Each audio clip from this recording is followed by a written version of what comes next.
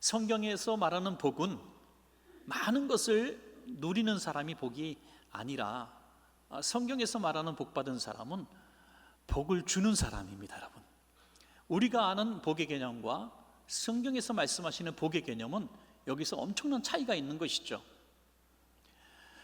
이 구약 시대에 가장 복 받은 사람 중에 한 사람을 든다면 아마도 아브라함 아니겠습니까? 그런데 아브라함을 복 받은 사람 이렇게 말하지 않습니다. 하나님은 아브라함이 뭐라고 말씀하셨죠? 너는 복이 되라, 복덩어리가 되라는 거죠. 복을 받은 사람으로 끝나는 것이 아니라 내가 있는 곳이 다 복받게 하라는 것입니다. 그래서 아브라함이 있는 곳마다 복을 받았고, 조카도 복을 받고, 자손이 모래알처럼 많이 나오는 복을 받게 되는 것이죠. 구약의 아브라함이 그 믿음의 조상답게 또 복의 통로가 되었다면, 저는 신약 성경 가운데 특별히 오늘 한 인물 고넬료라는 사람을 들어서 바로 이런 복을 받은 사람이 아닌가 이렇게 비유할 수 있는 그런 생각이 들었습니다. 왜냐하면 고넬료는 그야말로 축복의 통로로 쓰임받은 사람이기 때문입니다. 얼마나 중요한 사람인지요. 성경에 몇 줄 들어가는 게 얼마나 힘든 일입니까, 여러분? 그런데 사도행전 10장 전체에 고넬료 얘기가 나오고요, 11장 18절까지 계속해서 고넬료에 관한 얘기로 맺고 있습니다. 한 장 반에 이르러서 걸쳐서 계속 고넬료에 관한 얘기를 하고 있단 말입니다. 얼마나 중요한 사람이면 그렇게 기록했겠습니까? 특별히 오늘 10장 1절에서 2절 사이에 보면 고넬료가 어떤 사람인지 아주 간략하지만 아주 잘 드러낸 구절이 나옵니다. 한번 읽어드리겠습니다. 가이사랴에 고넬료라 하는 사람이 있으니 이달리아 부대라 하는 군대의 백부장이라. 그가 경건하여 온 집안과 더불어 하나님을 경외하며 백성을 많이 구제하고 하나님께 항상 기도하더니 라고 말씀하고 있습니다. 이 고넬료는 축복의 통로가 되기에는 너무나 여러 가지 장벽을 가진 사람이죠. 그는 이달리아 군대의 백부장이다 그랬습니다. 이달리아, 로마의 정규 군대가 지금 파견 나온 겁니다. 식민지 백성들을 다스리기 위해서 군대가 왔는데 정규군이 온 거죠. 여기서 만들어진 그냥 돈 받고 만든 그런 용병들이 아니라 이탈리아에서, 로마에서 훈련받은, 잘 정비된 훈련받은 정규군, 그리고 엘리트 장교로 온 것입니다. 그런 사람이 어떻게 유대인들에게 축복의 통로가 될 수가 있겠습니까? 그 신분의 장벽이 있었고요, 또 하나는 물론 종교적 장벽이 있었겠죠. 유대인들도 이방인들과 상종하지 않았습니다. 특별히 이 이방인들은 구원받을 수 없는 죄인이라고 생각했기 때문에 그들 집에도 들어가지 않고 교제도 하지 않았습니다. 그런데 그것도 그냥 이방인이 아니라 자기 백성들을, 식민지를 다스리기 위해서 온 그 로마 군대의 장교가 어떻게 자신들과의 교제가 이루어지고 또 자신들에게 축복의 통로가 될 수가 있겠습니까? 종교적으로도 신분적으로도 도무지 소통할 수 없는 그런 장벽을 가진 사람입니다. 그런데 그가 자신의 가족과 친척과 이웃들, 심지어 종들, 그리고 유대인들, 그 넘어서 이 모든 이방 종족에 이르기까지 구원받을 수 있는 구원의 문을 여는 축복의 통로가 되었다는 거죠. 어떻게 이런 일이 있을 수가 있겠습니까? 오늘 그래서 정말 복받은 사람은 이 고넬료구나, 고넬료가 있는 곳은 다 복이 많은구나 하는 생각을 하면서 저와 여러분도 이번 명절을 잘 이제 보내는 그런 마음으로 우리를 만나는 모든 사람들에게 내가 축복의 통로가 되리라, 그런 결심으로 오늘 고넬료를 배워보는 시간 되기를 원합니다. 고넬료가 어떻게 축복의 통로가 되었습니까? 첫 번째로 그는 하나님을 경외하는 사람이었기 때문에 축복의 통로가 될 수가 있었습니다. 하나님을 경외한다. 경외한다는 원어적 의미를 보면 크게 두 가지 의미가 있다고 합니다. 하나는 두려워하다, 또 하나는 존경하다. 구약의 용어와 신약의 용어가 똑같습니다. 두려워하고 존경한다. 두려움과 존경이 함께 있는 것이죠. 그냥 두려움의 대상이 돼서도 안 되죠. 두려움과 존경의 대상. 하나님을 두려워했다는 것도 참 이해가 되지 않습니다. 왜냐하면 유대인, 다시 말해서 자기 나라에 정복당한 식민지 백성이 믿는 야훼 하나님, 그 하나님을, 그 백성들을 다스리는 군대의 장교가 식민지 백성 종들, 노예들이 믿는 하나님을 두려워했다는 거죠. 신비 아니겠습니까? 저는 여기서 하나님이 고넬료를 만나 주신 것을 이제 예상하게 되는 것이죠. 오늘날 권세를 가진 사람들, 이 고넬료 같은 권세가 아니라 할지라도 뭐 더 큰 권세를 가진 사람도 있겠죠. 명예를 가진 사람, 또 재물을 많이 가진 사람들은 사실 하나님을 잘 경외하기가 어렵습니다. 왜요? 자기가 대단한 줄 알기 때문이죠. 내가 군대 장교야, 너희를 다스리는 장교야, 니네가 믿는 하나님은 별거 없어, 이렇게 생각할 수밖에 없는데 그걸 믿었다는 거예요. 처음에 복음이 우리나라에 들어왔을 때에도 이제 양반이 있고 또 일하는 종들이 있었지 않습니까? 종들이 먼저 복음을 많이 받아들였겠죠. 그래서 교회를 나가게 되고 이제 예수를 믿게 됩니다. 선교사님이 그 주인 댁에 방문해서 당신의 종들도 교회를 나오고 하니 당신도 예수를 믿으시오. 기독교의 도를 전하다가 우리가 예수를 믿어야 하나님 나라 천국 갈 수 있습니다. 그랬더니 이 양반이 그랬다지 않습니까? 그러면 우리 집 종들도 다 종들도 그러지 않겠죠. 종놈들도 다 천국에 갑니까? 예, 천국에 다 갑니다. 그러면 저나 그들이나 다 같은 곳에 있게 됩니까? 예, 같이 대우받게 됩니다. 그럼 나 그런 천국 안 갈래요. 그랬다는 거잖아요. 지금 세상에서의 신분이 비교할 수 없는 하찮은 존재인데 그들이 갈 수 있는 천국이라면 내가 별로 가고 싶지 않다, 이렇게 생각하는 정도였다는 거죠. 그러니 식민지 백성을 다스리는 그 군대의 엘리트 장교가 그 하나님을 두려워했다? 이건 굉장히 중요한 얘기입니다. 오늘 이 시대에도 권세를 가진 사람들, 성경에서 말씀하지 않습니까? 너희를 다스리는 자들을 위해서, 지도자들을 위해서 기도하라 그래요. 기도하라. 큰 권세가 있고 또 재력이 있고 정치적 역량을 가진 그런 사람들을 위해서 우리는 기도해야 합니다. 어떻게 기도해야 됩니까? 하나님, 저들이 하나님을 경외하게 하여 주옵소서. 다시 말해서 하나님의 존재를 알고 두려워하게 하여 주옵소서. 하나님을 두려워하게 해달라고 우리는 기도해야 합니다. 저들이 하나님을 두려워하지 않기 때문에 하나님의 백성들을 멸시하게 되고 박해하게 되고, 그리고 약한 자들을 사람 취급하지 않는 거예요. 힘 있는 자들 앞에 굽신거리고 힘 없는 자들을 학대하는 자들이 하나님을 두려워하지 않기 때문입니다. 여러분, 한 증거가 나오죠. 성경에 불의한 재판장 비유가 나옵니다. 이 불의한 재판장은 뇌물을 좋아하고 힘 있는 사람만 좋아하는, 재판을 굳게 하는 사람이라고 했어요. 그런데 한 가난한 과부가 힘도 없고 백도 없고 돈도 없는 사람이 억울한 일을 당해가지고 좀 판결을 내려달라고 사정을 하니 거들떠도 보지 않는 거죠. 왜 그랬을까요? 누가복음 18장 2절에 그 이유를 말씀하고 있습니다. 어떤 도시에 하나님을 두려워하지 않고 사람을 무시하는 한 재판장이 있었다고 말하고 있죠. 하나님을 두려워하지 않으니까 사람들을 무시하는 거예요. 약한 사람들을 무시하는 겁니다. 그러나 하나님을 두려워하는 사람은 약한 사람을 학대하지 않습니다. 왜냐하면 하나님이 보고 계시는 것을 두려워하기 때문이죠. 그래서 우리 자녀들이 잘 되게 하기를 원한다면 우리 자녀들을 하나님을 두려워하는 자로 잘 키우셔야 합니다.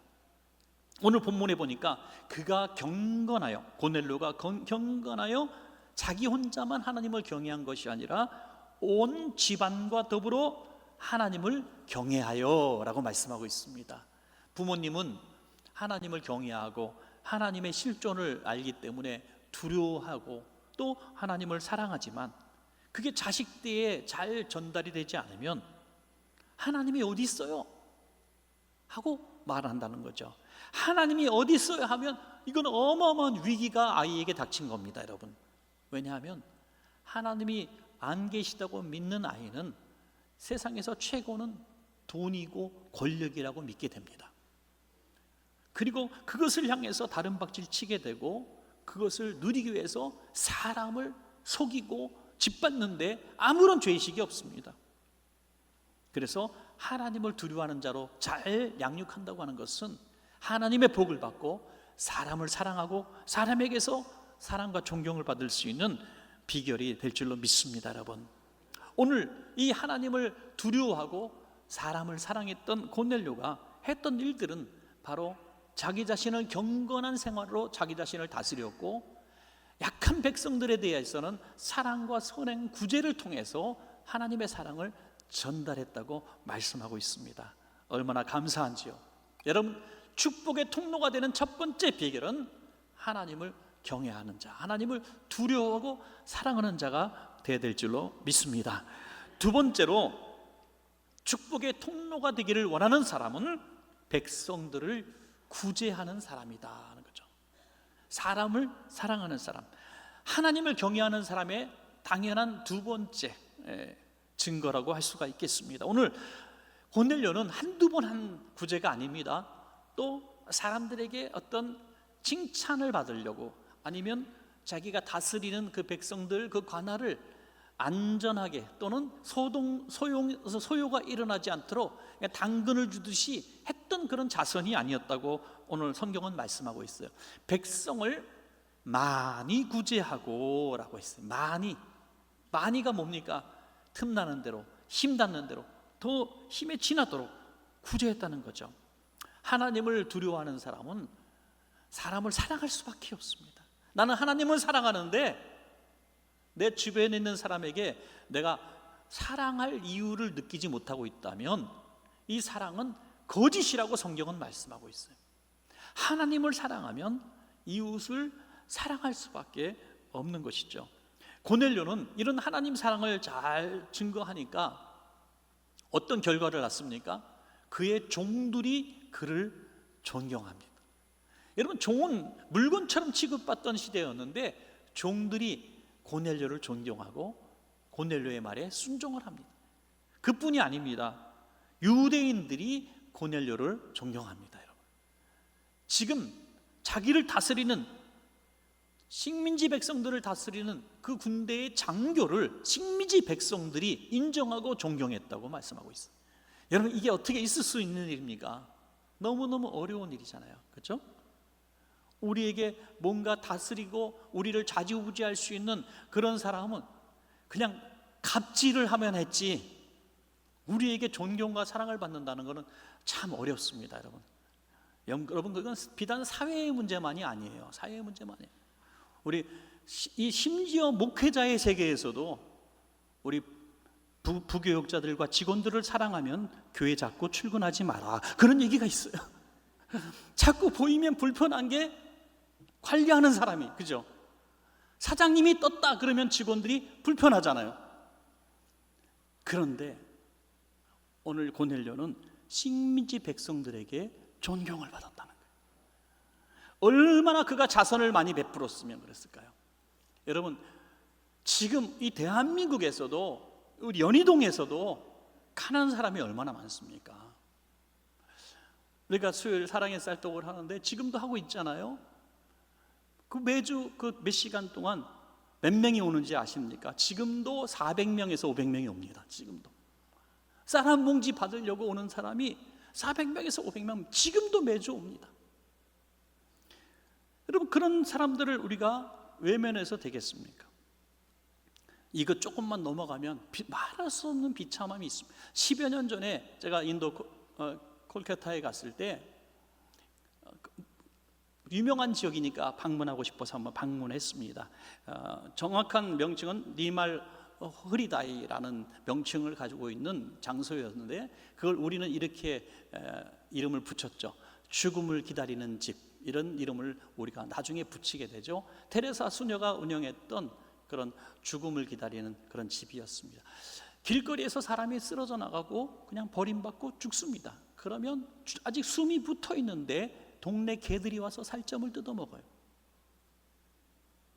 그 시체를 어떻게 처리하는지 알 수가 없어요. 이 마지막 죽는 순간에 인간의 존엄성을 다 잃어버리는 그런 상황이 너무 안타까워서 거의 죽은 사람들을 한 사람씩 끌어다가 매트리스 한 장 깔아놓고 위에다 눕히고 이 짐승이 와서 뜯어먹지 못하도록 지켜주고 좋은 인간의 존엄을 가진 채로 죽게 만들도록 죽음을 기다리게 했던 그곳이 바로 그런 닐말 흐리다이라는 곳이죠. 그 뜻은 정결한 마음이라는 뜻을 가지고 있습니다. 그렇게만 해도 테레사 소녀를 성녀로 인정받고 모든 사람이 추모하는 귀한 인물이 되었습니다. 살릴 수는 없어도 죽는 순간의 존엄성만 유지시켜도 이 사랑을 받는 거예요. 사랑하는 여러분, 오늘 이 시대도 얼마나 그런 사람이 많은지 알 수가 없습니다. 정말 우리 교회 성도님들이 너무너무 좋은 분들이 많아요. 만약에 제가 다 그거를 얘기한다면 매주 몇 번씩 얘기할 정도로 정말 어마어마하게 많은 데이터를 저는 가지고 있습니다. 제 핸드폰에 수도 없이 많은 구제와 선행의 기록들이 남아 있습니다. 그러나 그것을 일일이 다 얘기하지는 않습니다. 이름 없이 빚도 없이 얼마나 많은 사람들을 유익하게 하고 살리고 치료하고 학비를 대주고 기숙사비를 대주고 또 도와주는지 알 수가 없습니다. 그래서 너무나 저는 자랑스러워요. 이것이 축복받은 사람이 아니라 축복을 주는 사람이 될 때 진정한 복받은 사람이라고 말할 수가 있는 것입니다. 여러분, 이것은 구원과의 밀접한 관계가 있으면 정말 두려운 얘기입니다. 예수님께서 마지막 날에 대한 이야기를 하십니다. 천국과 지옥에 대한 얘기를 하실 때에 양과 염소의 비유를 하시죠. 내가 다시 왔을 때에 양과 염소를 분리하겠다. 교회 안의 심판을 말하고 있습니다. 교회 안에 나는 다 양이라고 생각했는데 염소가 있다는 거예요. 염소가 뭐 지옥 가고 양이 천국 가고 이렇게 오해하시면 안 되고요. 양과 염소, 앞으로 염소 고기를 먹지 말아야 되겠다 뭐 그런 게 아니고 양은 이제 의인, 염소 같은 사람은 악인 이렇게 구별했다는 거죠. 그런데 의인과 악한 사람을 구별한 하나의 증거를 대시는데 이런 말씀을 하시죠. 마태복음 25장 35절에서 36절입니다. 내가 줄일 때에 너희가 먹을 것을 주었고 목마를 때에 마시게 하였고 나그네 되었을 때에 영접하였고 헐벗었을 때에 옷을 입혔고 병들었을 때에 돌보았고 옥에 갇혔을 때에 와서 보았느니라. 양으로 분리된 의인들이 깜짝 놀라면서 아니 주님, 우리가 언제 주님을 그렇게 도와주었습니까? 먹을 걸 드렸고 옥에 갇힌 걸 우리가 돌보았고 의복을 입혀드렸고 또 병들었을 때 돌아봤습니까? 우리는 주님을 만난 적도 없는데요 라고 얘기할 거라는 거죠. 그때 예수님은 이렇게 말씀하신다는 거예요. 마태복음 25장 40절에 임금이 대답하여 이르시되 내가 진실로 너희에게 이르노니 너희가 여기 내 형제 중에 지극히 작은 자 하나에게 한 것이 곧 내게 한 것이니라. 지극히 작은 자에게 한 것이 내게 한 것이라는 거예요. 그 선행과 구제가 바로 하나님을 사랑하는 사람의 당연한 증거가 된다고 말씀하고 더구나 이것이 구원받은 자의 증거라고까지 말씀하고 있는 것입니다. 여러분, 얼마나 두렵고 놀라운 말씀입니까? 많은 우리 성도님들이 나는 하나님을 믿어요, 예수 그리스도를 믿음으로 고백하면 천국 간다고 로마서 갈라디아서 뭐 여러 성경에서 말씀하셨으니 나는 그걸 믿어요. 또 신학에도 그렇게 말씀하시니 저는 믿어요. 당연히 믿습니다. 예수를 주로 고백한 사람은 구원받습니다. 그러나 그 구원받은 사람의 증거가 나타나지 않는 사람을 구원받았다고 저는 확신할 수가 없는 것이죠. 그런데 오늘 이렇게 말씀하지 않습니까? 너희가 입술로는 주여 주여 주여 내가 믿나이다라고 말했지만 내가 옥에 갇혔을 때 돌보지 않았고 목마를 때 마실 걸 주지 않았고 나그네 되었을 때 나를 박대했고 병들었을 때 나를 내쫓았고 옥에 갇혔을 때 전혀 돌아보지 않은 너희가 어떻게 나를 사랑한다고 어떻게 나를 믿는다고 구원받았다고 말할 수 있겠느냐라고 말한다는 거죠. 여러분, 우리는 진단해 봐야 됩니다. 아주 두려운 얘기죠. 그래서 어떤 성도님은 참 지혜로운 얘기를 오래전에 저한테 한 것 같은데 기억이 납니다. 자기의 생활 중에서 하나님 앞에 드린 물질과 또 다른 사람에게 선행을 베풀 수 있는 어느 정도의 물질을 항상 소비하도록, 어려운 중에서도 그 얼마를 떼어놓고 이것은 선한 일을 위해서 쓰는, 오죽하면 미국의 어떤 교회는요 이거를 실천시키기 위해서, 너무나 우리는 습관이 안 돼 있으니까, 선한 일에 습관이 안 돼 있으니까 목사님이 하도 답답해가지고 전 교인에게 100불씩 줬대요. 전 교인들에게 100불씩 주고 다음 주까지 선한 일에 쓰고 오십시오. 근데 그걸 그대로 들고 온 성도가 있더라는 거예요. 쓸 때를 못 찾아가지고. 아이고, 우리가 눈만 조금 열어서 보면요 얼마나 가난하고 애타는 사연을 가진 사람이 많은지 알 수가 없습니다. 써도 많이 있어도 부족할 정도로 너무너무 많은데 그 눈에 보이지 않는다고 하는 것은 내가 평소의 삶 가운데 그런데 전혀 눈을 두지 않았다는 거죠. 여러분, 심은 대로 거둔다 그 정도가 아니래요. 심은 대로 거두는 정도가 아니라 심으면 30배, 60배, 100배로 거두는 줄로 믿습니다, 여러분. 그래서 잠언 11장 25절에 구제를 좋아하는 자는 풍족하여 질 것이요 남을 윤택하게 하는 자는 자기도 윤택하여 지리라. 아멘. 고넬료는 자기가 복을 쌓아놓고 누리는 성공자가 아니라 흘러보내는 많은 사람들에게 구제를 베풀 줄 아는, 같이 먹고 살 수 있었던 그 아름다운 삶을 산 축복의 통로가 된 줄로 믿습니다. 마지막 세 번째는, 고넬료는 항상 기도하는 사람이었기 때문에 축복의 통로가 될 수가 있었습니다. 이 영적으로 늘 깨어있고 또 늘 예배하는 사람이었었기 때문에 그냥 단순히 육신의 구제로 끝나는 사람이 아니라 영혼을 구원하는 축복의 통로까지 나아가게 된 것이죠. 하나님이 내 구제, 내 선행을 내가 봤다, 내게 상달되었다, 그러니까 이제 베드로를 만날 때가 된 거야 라고 말씀하고 있는 거죠. 하나님이 보고 계셨다는 거예요. 보고 계시다가 그 아름다운 선행과 구제가 하나님께 상달되었을 때 베드로를 통해서 구원의 날을 선물로 주신 것이죠. 어느 날도 기도하고 있을 때 환상 중에 천사를 통해서 말씀하시죠. 지금 베드로를 초청해라. 어디서 산다고, 무두장이 시몬의 집에 있다고 그 장소까지 가르쳐주면서 베드로를 초청하라고 말씀하고 있습니다. 그런데 굉장히 어려운 일이죠. 유대인은 이방인의 집에 초청받을 수가 없습니다. 들어갈 수가 없습니다. 그런데 그것을 아는 그였지만, 그래서 경건한 종을 보내서 그에게 이 자초지종을 설명하도록 했습니다. 그리고 그 시간에, 똑같은 시간에 베드로도 기도하고 있었다는 거예요. 기도하는데 역시 환상을 보게 됩니다. 보자기에 쌓여진 여러 가지 부정한 짐승들이 들어있는 거예요. 그런데 이걸 먹으라는 거죠. 하나님, 저는요 부정한 음식을 손댄 적도 없습니다. 나 먹을 수가 없습니다. 그랬을 때 내가 깨끗하게 한 것을 내가 왜 먹지 못한다고 하느냐. 곰곰이 생각해 보니 이런 뜻이죠. 그들은 이방인은 불결하고 죄인이고 구원받을 수 없는 자라고 생각했습니다. 그런데 하나님이 깨끗하다고 했으니, 깨끗게 하셨으니 네가 취하라는 겁니다. 네가 받아들이고 그 집에 방문하라는 것입니다. 그 뜻을 깨닫고 드디어 고넬료 집에 갔습니다. 갔더니 고넬료만 있었던 것이 아니라 많은 사람이 모여 있는 그곳에 복음을 증거할 때 놀라운 역사가 일어나게 되는 것이죠. 사도행전 10장 44절에서 48절입니다. 베드로가 이 말을 할 때에 성령이 말씀 듣는 모든 사람에게 내려오시니 베드로와 함께 온 할례 받은 신자들이 이방인들에게도 성령 부어 주심으로 말미암아 놀라니 이는 방언을 말하며 하나님 높임을 들음이로라.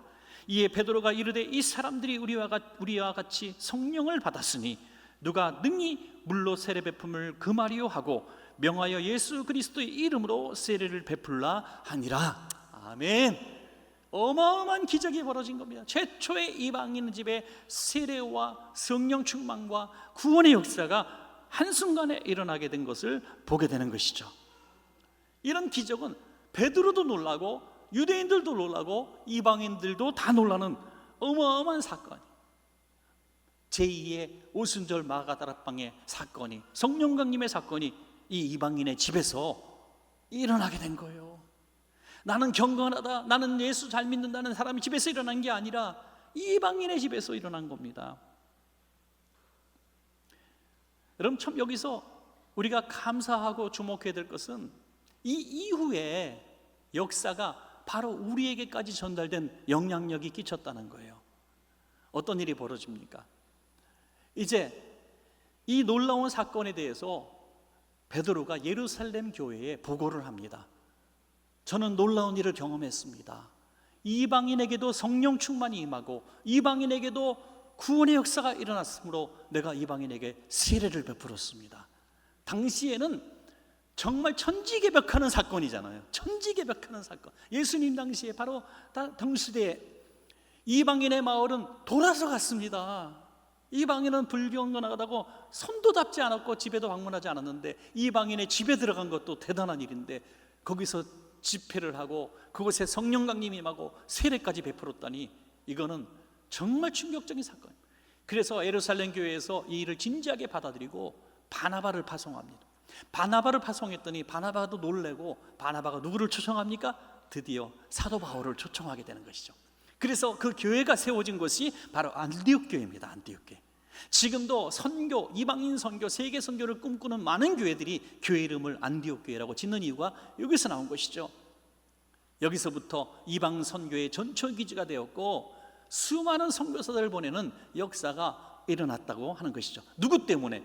바로 고넬료 성령 받는 구원받는 사건이 안디옥 교회 설립까지 이어지게 된 것이죠. 그러므로 단순하게 이방인의 구원받은 그 사건으로 끝난 것이 아니라 고넬료로 인하여 이방 세계 전 세계의 선교의 문이 열린 것입니다. 할렐루야. 그러니 고넬료를 어떻게 우리가 축복의 통로가 아니라고 말할 수가 있겠습니까? 우리는 참 평생 신앙생활하면서 나 때문에 예수 믿은 사람 하나도 없고 나 때문에 죽으려고 했던 사람이 그래도 희망 가지고 다시 살아났다는 간증 한번 못 듣고 당신 때문에 내가 정말 불행했는데 행복해졌습니다라는 얘기도 한번 들을 수 없다면 우리가 과연 구원받은 그리스도인일까? 내가 과연 복받은 사람일까?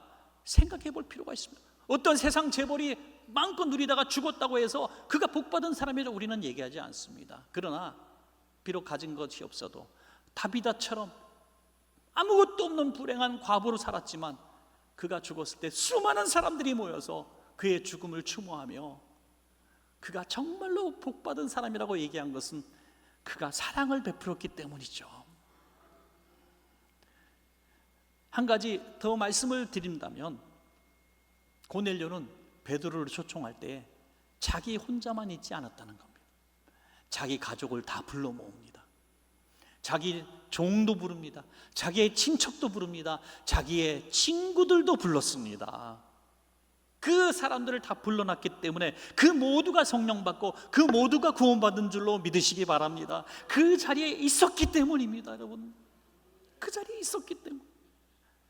이방인이고 우리가 아는 그 신앙생활, 그 공동체 예배 이런 것도 드려보지 못했던 그가 온 가족을, 온 친척을, 온 친구를 한 번에 성령 받게 하고 구원 받게 하는 사건, 은혜 받는 자리로 불렀기 때문이에요. 여러분, 우리 자녀들이 아직 신앙생활 하지 않는 자녀들이 많이 있을 겁니다. 우리 부모님들도, 우리 친척들도, 나의 친구들도, 내 직장의 동료들도 믿지 않는 사람 많이 있을 거예요. 진정한 축복의 통로가 되시기 바랍니다. 그들에게 구원의 문을 열어주고 그들에게 세례받고 하나님을 만나게 하는 축복의 통로가 되시기를 바랍니다. 그렇기 위해서 우리가 하나님을 내가 먼저 두려워하고 사람을 사랑하고 선한 일들을 베풀고 내 주머니를 열어서 가난한 자들을 도와주고 이런 역사가 일어날 때 어느 날 하나님이 우리에게도 말씀하실 겁니다. 너의 선행과 구제가 상달되었다. 이제 너를 통해 축복의 통로가 열리리라 말씀하시는 날이 분명히 열린다고 하는 것입니다. 말씀을 맺겠습니다. 하나님은 외모로 사람을 취하지 않는다고 했어요. 그가 유대인이든 이방인이든 장교든 하인이든 그것 때문에 조건이 될 수 없다는 겁니다. 내가 어떤 성공을 해서 하나님을 영화롭게 하고 전도의 문이 열리게 했다, 그게 아니라는 거예요. 내가 지금 있는 이 상황과 형편에서 내가 고넬료처럼 충분히 축복의 통로가 될 수 있다고 말씀하고 있는 것입니다. 저와 여러분 모두 이 축복의 통로가 되시기를 간절히 축원합니다.